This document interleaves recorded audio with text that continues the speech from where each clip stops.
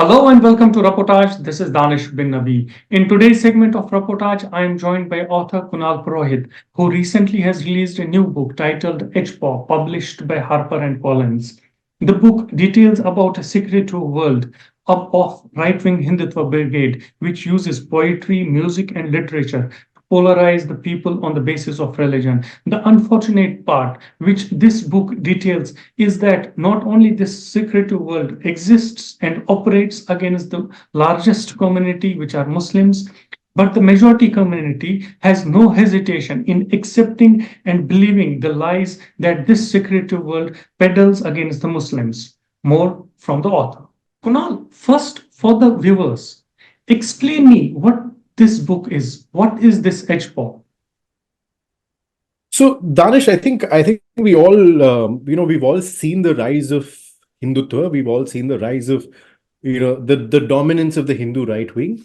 What we've not really understood as well are some of the factors that are making Hindutva so popular, right? We almost sometimes lazily believe that it is the BJP and the RSS alone, through speeches, through their work on the ground, that is making the ideology popular. And what I have found in my reporting experience of all of these years is that the truth is somewhat different, right? The BJP and the RSS are political forces, and they do what they can to popularize the ideology, but there's a lot more than that. And then one of the most crucial factors driving the rise of Hindutva has been how it has sort of created, the Hindu right wing has sort of created and supported these different forms of popular culture, right? Forms of entertainment mainly, co-opted them into the Hindutva ideology, and then used these popular culture forms as vehicles for the propagation of the ideology. So what this essentially means is that music, poetry, and books, three things that I'm looking at in my book, have become very essential messengers, for Hindutva to reach people where it otherwise would not have been able to reach as effectively.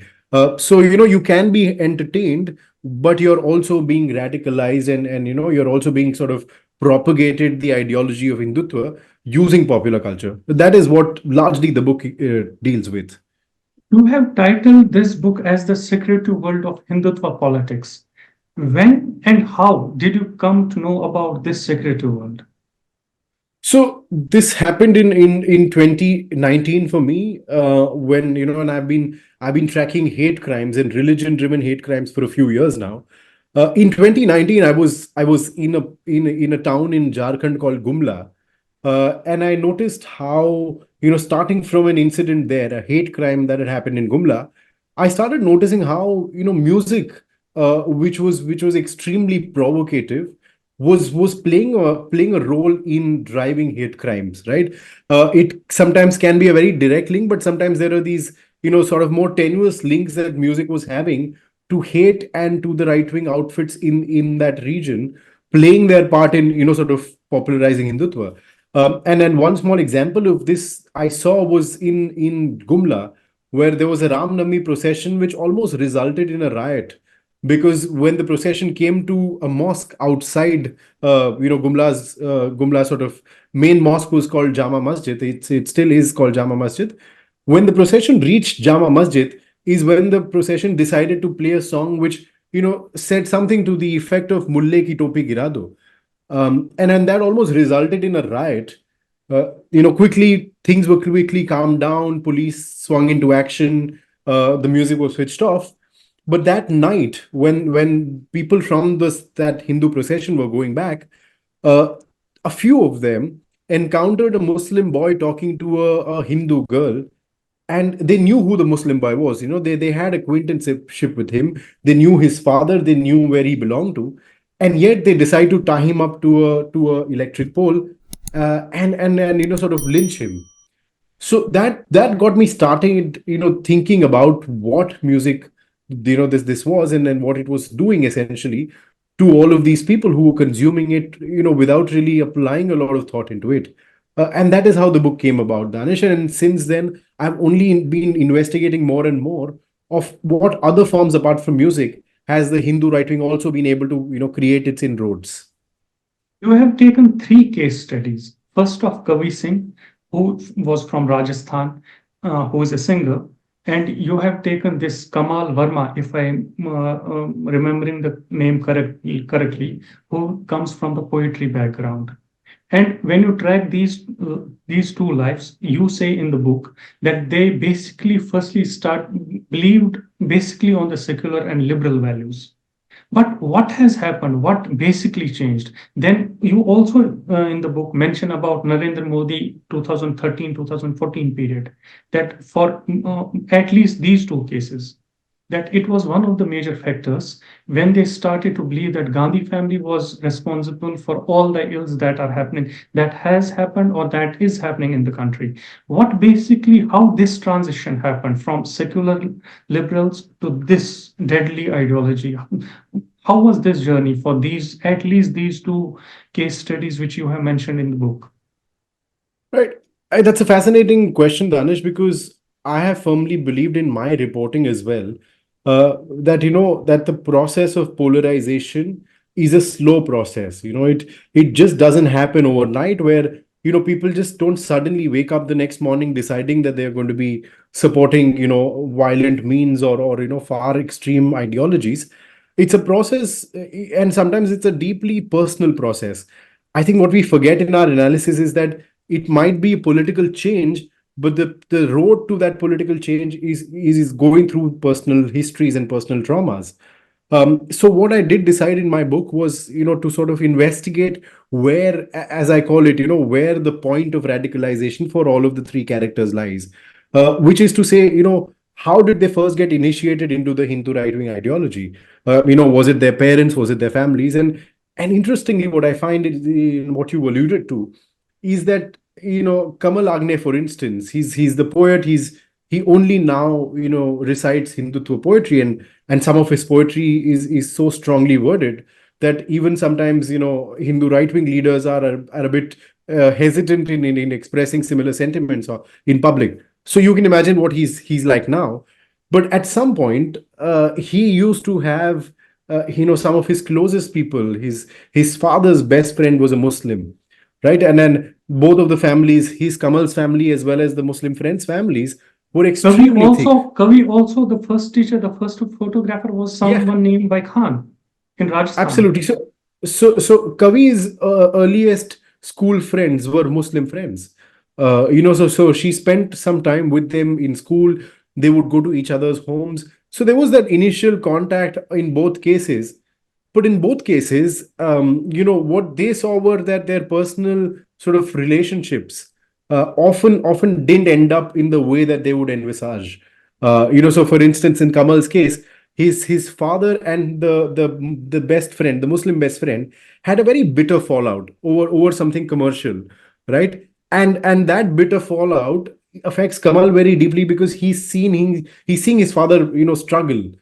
Suddenly, your best friend is sort of betraying you. He's betraying your trust that you place in him. So Kamal carries that trauma of seeing his father in that shape, and then when he mingles with the Hindu right wing ecosystem, the Hindu right wing ecosystem is very quick to tell him that what you've suffered essentially is the fate of all Hindus, because this is what Muslims do to Hindus. It's not your father's a former best friend alone. It is the community. So the Hindu right wing very cleverly sort of ties in his personal trauma with the political messaging that they have in mind. Similarly, for Kavi, I mean, Kavi was very young. She was in school, but she would always feel that there was something off about her Muslim friends, and I mean, she told me how her Muslim friends used to say things like, oh, in an India Pakistan match, we always support Pakistan. We don't support India, and things like that. So she took those isolated instances, and then when she came in contact with the Hindu right wing ideology, the ideology made her believe that those were not isolated instances, but they were basically the norm. That again, that all Muslims are exactly that kind. So both of them have connected their own personal experiences with the political messaging that the ecosystem has given them, and that is how they've reached the point of radicalization. One of the threads that I would like to sort of join the dots from this book, again, first two cases, Kavi and Kamal.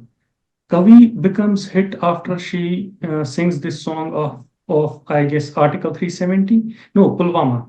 Pulwama, Pulwama the attack. Pulwama Yeah, terror attack. Yeah. Pulwama attack. She becomes an instant hit. And on the other side, Kamal also becomes an instant hit. But in both the cases, Kavi loses her husband and the family. Kamal loses his father. So is it a divine intervention somewhere, or is it something else? No, I mean, I wouldn't go as far as saying that. I mean, I feel like that might be harsh, but I think what did happen was that their personal trajectories, as I said, again, sort of turned out in ways that they did not possibly, foresee. So both of them have suffered setbacks in that journey of reaching where they are. And sometimes those personal setbacks also, affect you professionally, and so is the case with both of these people, because both of them have gone through personal tragedies in some ways, and that has affected the kind of work that they're able to do. From Kavi, for instance, who was so vocal about everything from the Pulwama terror attack, where she terror attack essentially on Kashmiris and on Muslims, right? To her singing songs about Article 370, to her talking about love jihad, to stoking fears about how Muslims were outgrowing Hindus. So she was extremely, I would say she was extremely sharp and alert in bringing out songs about all of these occasions. But then when things on the personal front didn't go as far, she saw a dip, and she sort of took a bit of a pause. She couldn't really come up with songs which would again be as popular. And then similarly with Kamal, there was a phase after he lost his father, as you mentioned, where there was a bit of a reflection on his part as to just what his place in the Hindu right wing is. Because he felt that he had been dedicatedly serving the cause of Hindutva, and he hadn't really got his due. But I think both are now at this point as we speak. I think both have picked up, where they left, and they're now both on course to serving the Hindutva cause very, very actively in the run up to the 2024 elections. Are you still following the three, Kavi, Kamal, and Sandi?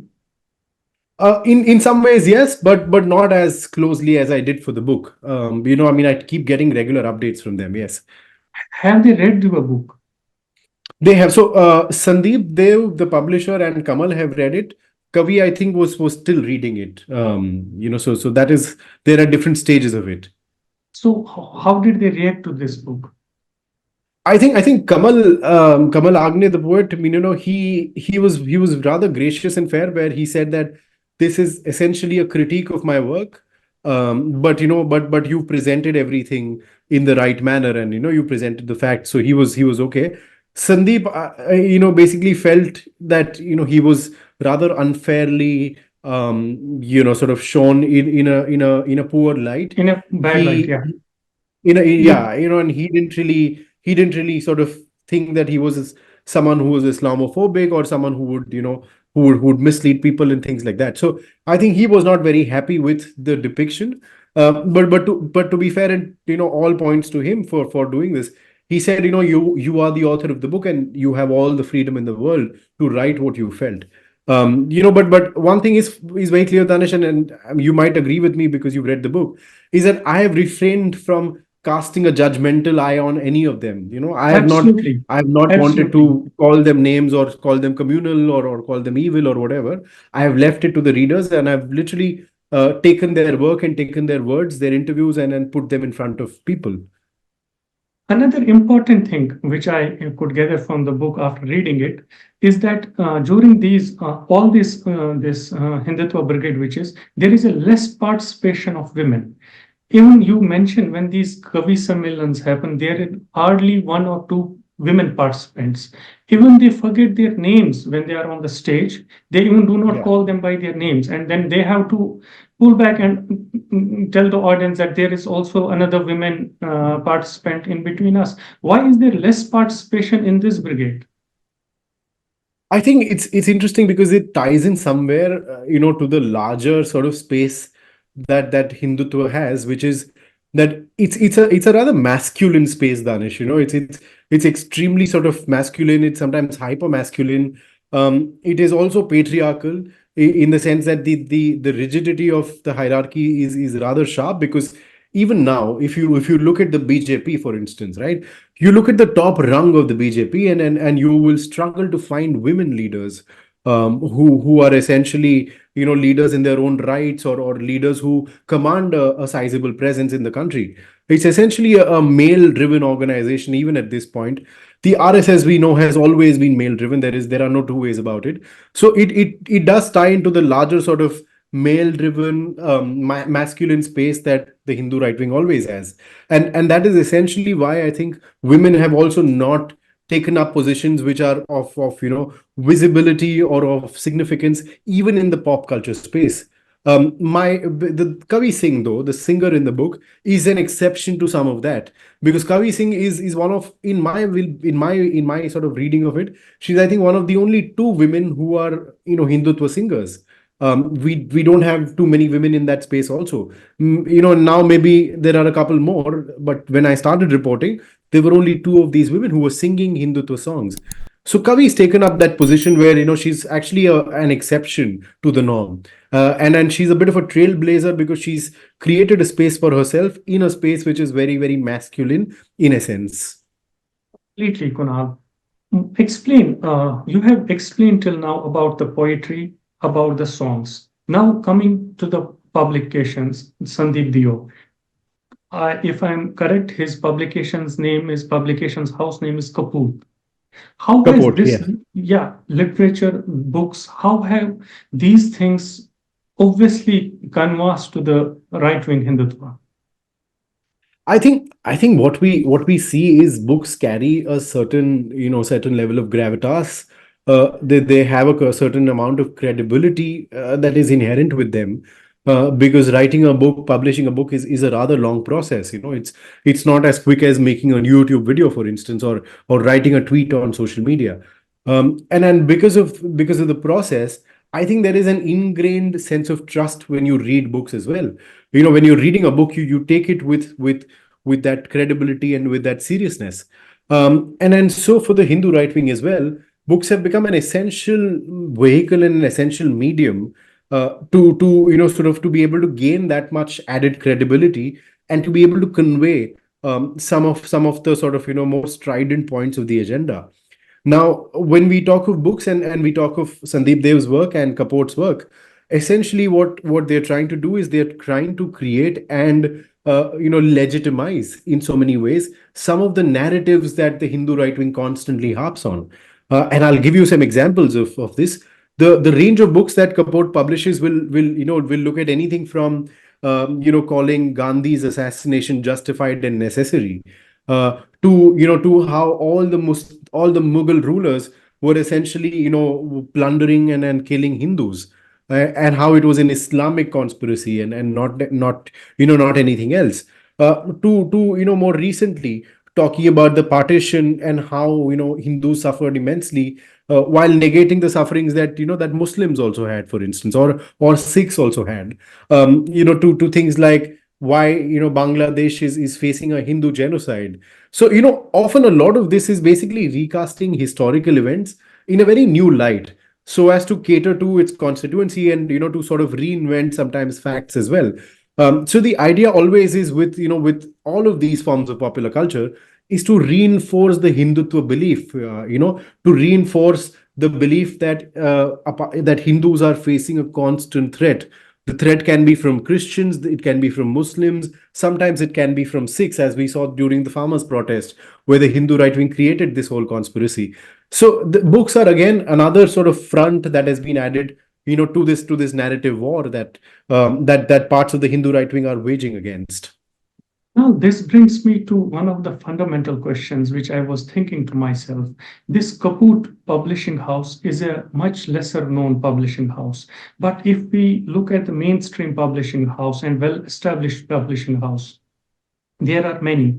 They have also started to give space to this ideology, to this Hindutva. They are also coming up with these Hindutva books where they distort the history.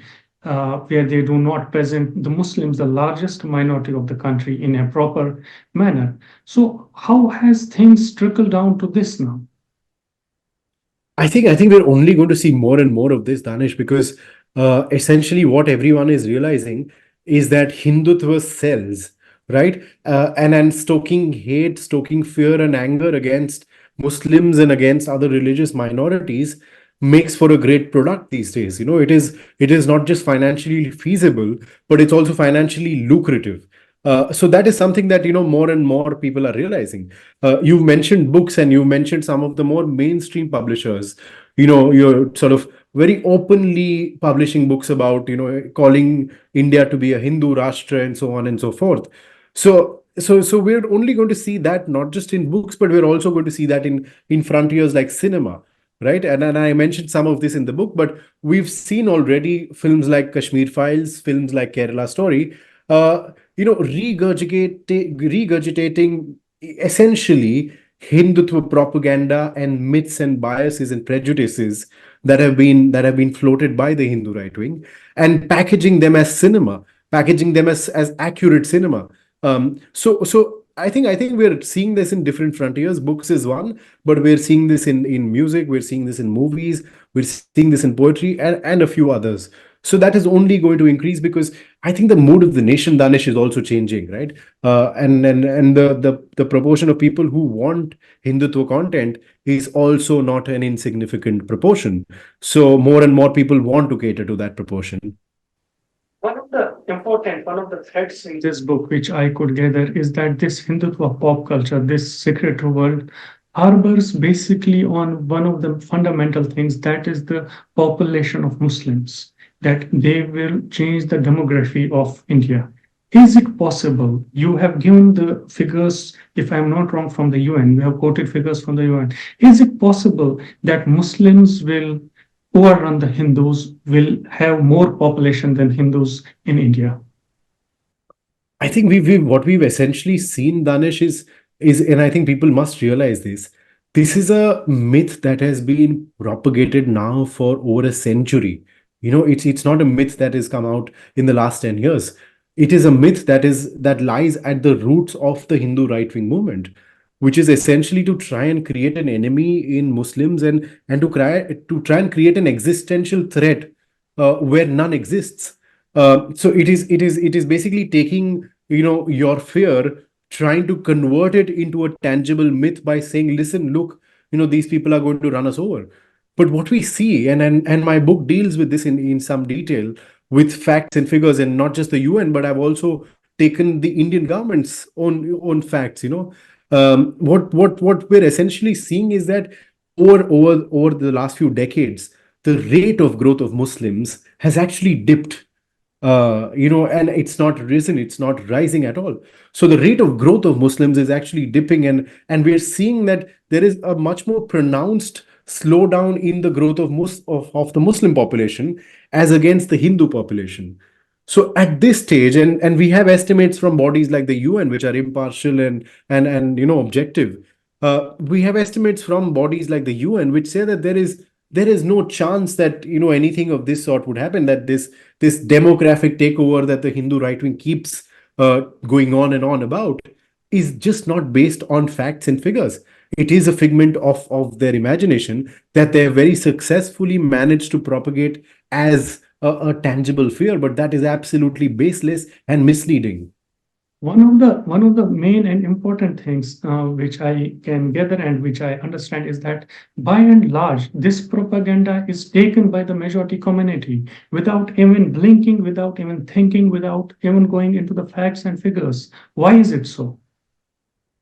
I think what has happened is over a period of time, Danish, the Hindu right wing ecosystem has become so potent and so powerful with its myth making, right? And it is so pervasive. It's not just one medium or another. It is all of the different mediums. Like I mentioned, even now, like even a medium like cinema can be repurposed to essentially repeat some of the prejudices that the Hindu right wing harbors.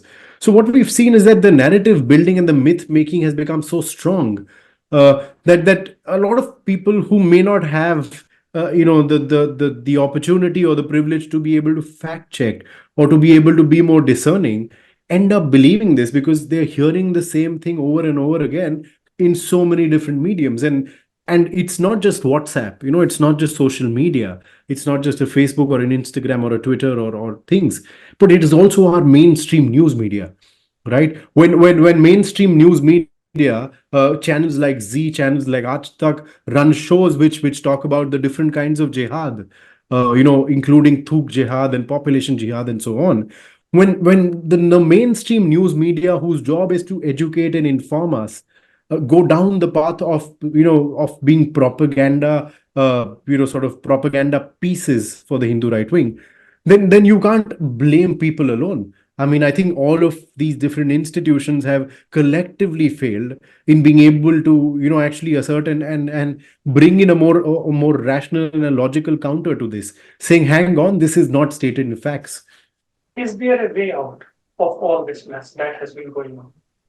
I think so. I mean, look, Danish, I think what we often end up, and this is a human flaw, but this is at a larger level, it's also a societal flaw, is that we often end up overestimating the worth of the moment that we're living in. Right? We often think that this is the biggest thing that has happened to anyone ever. And history offers a very humbling lesson there, because history tells you that we've seen far greater challenges, and we've seen far greater men who thought they would never leave the chair and that the chair would never leave them. And yet history changes, and yet people go away, yet governments fall, yet new governments are formed. So we will get out of this. My fear, though, is that the process to reach there, where we will possibly see a rhetoric or a political discourse which is not so filled with hate against people of a different religion. uh, till the time this rhetoric continues, I think, unfortunately, the damage that it continuously does to our society is going to be very, very grave. And that Kunal, is my fear. Kunal, coming back to your book, and this is my last question because we have been going on since now 27, 28 minutes roughly. My last question, which gave me completely sleepless nights, is the comparison that you have drawn in this book between what is happening in India now and what has happened in 93 in Rwanda and what happened few years back in Myanmar. India is completely on that path, Rwanda and Myanmar. My simple question, is India heading towards a Muslim genocide? I think we need to look at that question with some more nuance. And what I would say is this, right? It's um, there is something called the genocide watch, and I don't know if you're aware of this, but it has different stages of a genocide, right? We often in our minds think of a genocide as only and only the physical act of violence against a community, but there are different stages to it. There is also the stage of dehumanization, there is also the stage of villainization, and we're already seeing some of that happen. We are already seeing how one community is constantly being dehumanized. We're already seeing how one community is constantly being targeted, not just by members of the fringe, but by members of the government, by members of the ruling party, the establishment, all of them, right? And then what we're not seeing is a government which is standing up and saying, "Hang on, we're not going to let this happen. We're a strong government, we're a majority government, we are not going to let hate against another community fester." We're not seeing that at all, Danish. And I think that is something that is deeply worrying and should be worrying for all of us, So, irrespective of what happens so tomorrow. India is on a path towards a Muslim genocide. As I said, I don't want to answer that question in a yes or no, but I think it's more than what we're towards. We need to be much more careful about where we are today, because where we are today is where we are actively instigating hate and violence. And the thing with hate and violence, Danish, is that it's, as I said, it is a process. It is a process of building up. My experience in reporting hate crimes also shows me that the hate crime doesn't happen one fine day out of nowhere. It's not a bolt from the blue. It is a process of slow hate that has been building up that results in violence on that one day. We don't know when that one day is going to be, but what we do know is that there is hate and violence that is constantly being built up. And can you answer me in yes or no that this one day that you are talking of is going to come? I hope it doesn't come, Danish. I hope it doesn't come because But my that friend. means 99% you believe that it will come. I look. I mean, I'm no astrologer for me to tell you 99 or 100%. What I do know as a journalist is that I study the process, and the process is terrifying to me. I don't know which way we are headed, but I know that it's not a good direction. I hope that maybe tomorrow, things change. Maybe the government takes note of the hateful rhetoric that is constantly flowing, and I hope that they put a stop to it. But what I do know is that that is what is happening today, and I think it's not a journalist's job to predict the outcome. It's a journalist's job to be able to capture what is accurately happening and the direction to which we're heading. And in your opinion, we are heading in a wrong direction. We're definitely heading in a bad direction, yes. I do hope that we come back from that path. Thank you very much for talking to me. Let me hold this book once again for the audience so that it reaches maximum people. And I do hope that people really, really read this account of yours. Thank you, Mr. Kunal, for talking to me. Thank you so much, Danish bhai. It's been a pleasure talking to you. Please subscribe to our channel Roportaj and press the bell icon to remain updated.